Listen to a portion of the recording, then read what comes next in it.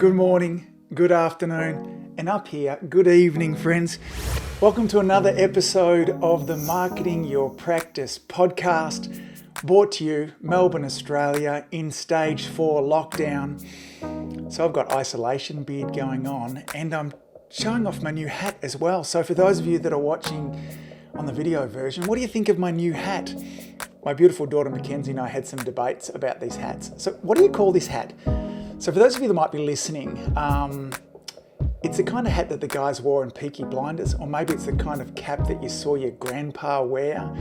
I was thinking about wearing one of these hats, and I was going to Google search to try and find one. And Mackenzie, my daughter, she said, that's called a golf cap. And I thought, no way that's called a golf cap. A golf cap is kind of, I imagine, one of those kind of caps, a Callaway or maybe even a visor. She said, I'll Google a golf cap, and if it comes up in the images first thing, then it's a golf cap. Anyway, who would know? This is called a golf cap. She put in golf cap into Google and this kind of thing came up. Anyway, I bought a bunch of them off Amazon, and luckily, well, actually, I think they look okay. But if they don't, my family's going to see me wearing them around the house for the next 6 weeks anyway. So we are in lockdown. We're 1 week into it. And for those of you that have already been through this, so we're allowed to practice at the moment, but it's super limited. It's emergency cases only. So we will see maybe 5 or 10% of what our normal practice volume would be. And it's been really sad. Ringing up patients for the last 20 years, we've been talking to them about the importance of them coming in for chiropractic care to keep them well, and not just when they're sick and broken down. And now I have to change all of that over. And every conversation I have with people is, yes, you can come in only if you're in severe pain. It's been really strange. And for those of you that have been through it, then I feel even more what it's been like for you. It's been an interesting last 1 week, to say the least. Anyway, onwards and upwards from here. I want to share with you a bit of a breakthrough that I had with one of my coaching clients a couple of weeks ago. First of all, I fell into all of this. I had no real intentions of starting a podcast. I had no intentions of coaching practitioners with their marketing, with making the videos, all this. It's just kind of happened. One step has led to the next, has led to the next.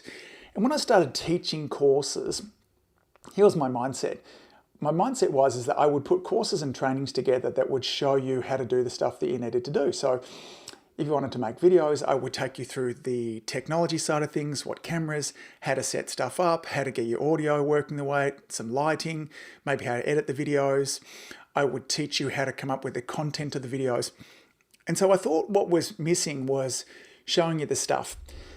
Now, what I didn't realize is all the psychology and the headspace that goes in beneath making a video, putting your website together, putting yourself out there, for lack of a better term. So I was working with this great guy. Now, I'm going to change some of the details slightly. I have his permission to share this story, but I said I would. But the crux of it, the meat and potatoes, so to speak, of the story, I'm going to keep exactly the same. So I had been working with him over the last couple of months, and we were chatting often, and he was telling me about what videos he was going to make, and then I'd check in with him next week, and he hadn't made them. And this process was going on week after week after week. Super intelligent guy. Really, really lovely. And so we got on a Zoom call to kind of try and chat it through. And I was really interested in terms of why he wasn't making videos. And so I asked him a question. I said, when you start to think about making videos, what kind of comes up inside of your mind? And the first thing that came up inside of his mind, he said, look, I don't want to look stupid to my community. I'm like, okay, that makes sense. That's not a new feeling there as well. He said, I don't want to be one of those people that comes across as not knowing, what they're talking about. And went, yeah, that kind of makes sense there as well.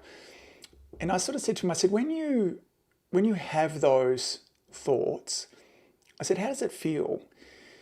And he wasn't kind of able to sort of articulate in terms of how it feels. And I said, well, where do you feel it then? So I want you to think for a moment. So if you have difficulty doing things, now whether it be cleaning out your shed, getting your desk clean, whether it be doing things that you practice that you know you ought to be doing, or whether it be, maybe for you it's making video as well. So if you have difficulty doing something that you know you ought to be doing, I want you to ask a question like, what are you telling yourself? What are your thoughts that go through your mind? And if you have a difficulty kind of getting to that, where do you feel it? Is there a part in your body? So I was chatting with this guy trying to find out what is the underlying psychology that's stopping him from making videos?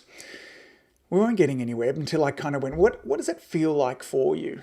And he said, well, I feel this feeling in my heart. I went, okay, tell me more about that. I said, what shape is it? He says, well, it's kind of a circular blob shape. And I said, is it big or small? He says, oh, it's kind of like the size of my fist. And I said, what color is it? Like if you had to describe what color it is. He says, it's kind of red. And then I said, if you had to give it a name, what name would you give it? And here's where this floored me. He said, I'd call it sadness. I went, wow, fascinating. So every time this amazing guy went to make videos, he would tell himself, I don't want to come across as stupid. I don't want to look like I don't know what I'm talking about. The feeling that he would get from that was this heavy shape inside of his chest, in around where his heart was, called sadness. Now, doesn't it make sense that if he was having these feelings, this sadness inside of him, that there's no way that he would make videos each and every week? He would come up with excuse after excuse. I'm busy with the family. I've got to look after the kids. We're trying to kind of reintegrate back in after isolation. I've got to get my exercise in. I've got to do all those kind of things. So I started to understand in terms of why he wasn't getting done the things he wanted to get done. It was a protective. There was an intelligence inside of him that didn't want to experience this. So the next question I kind of asked him as we were chatting through this, so this guy looks after himself beautifully. Like his level of fitness is beyond the average person. So a master's athlete and an elite level performer. And I kind of said to him, how many times are you exercising per week? And he said, look, I kind of get 3 bike rides in, maybe 4, but it's kind of only 3 at the moment. And I said, and how long are they for? He said, look, they're short ones at the moment, so it's only kind of 60 to 90 minutes. So he finds time each week to get 3 or 4 bike rides in of 60 to 90 minutes at a time. And when I said to him, well, how do you find time to do that, like with the kids and the practice and all those kind of things? And he says, well, that's super important. If I'm not riding my bike, I don't have the energy and the vitality. This is something that's really, really important to me. I'm like, so you might be starting to realize where I'm going with this too. So we started to kind of dive into this a little bit more there too. We were talking about beforehand, and when the video things got difficult for him, he tended to push them to the side, but we got talking more about his cycling. And he was telling me at the moment that there was this kind of little route that he was riding, and he uses kind of Strava to measure his times and all that kind of stuff. Then I said, I want you to think for a moment. You're on the bike and you're doing this kind of leg, and it's almost like a personal best time, and your legs are absolutely burning, and you're breathing and you can barely get enough oxygen into your body there too, and you're riding as hard as you possibly can. I said, what do you tell yourself then? Here's what was interesting, is what he told himself at that moment is, this is exciting, this is fun. So what I started to realize is, and this was a real breakthrough for me, I'm a slow learner with regards to this stuff, is that each of us have areas in our life where we exceed and succeed and do really, really well, and we have a psychology that matches it.